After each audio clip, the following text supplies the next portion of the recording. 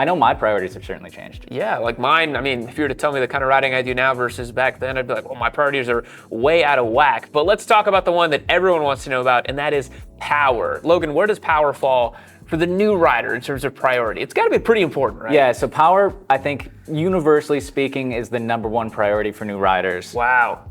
Starting off strong for today. Starting off strong. I think it's just easy to think, no matter what type of riding you want to do, no matter what your budget is or your age or life experience, too much power is going to limit your ability to grow as a rider, right? Yeah. And whether you're a wannabe fast boy getting a beginner sport bike or maybe in a baby adventure bike, too much power is going to increase your risk. It's going to make it harder to learn. You're going to be more scared of the machine. Less powerful bikes are more compliant, more forgiving, more easy to get along with as a new rider. Yeah, and I think for new riders as well, there's the risk of if you go too powerful, you may not stay with motorcycling, right? If you get a bike that's too torquey, it may scare you. So really thinking about that engine layout, that configuration, the power, probably is the number one thing you want to think about. Definitely. But for the experienced rider, we're actually going to put it number 4 today. It's not even podium places for priorities, and I think that kind of reflects like my own experience today, where like my personal street bike makes 85 horsepower. It's an adventure bike, it's got 2 cylinders, and I'm plenty happy with it because it fits what I need it to do, and that's similar to your Transalp, right? I think it actually makes more peak power than my bike.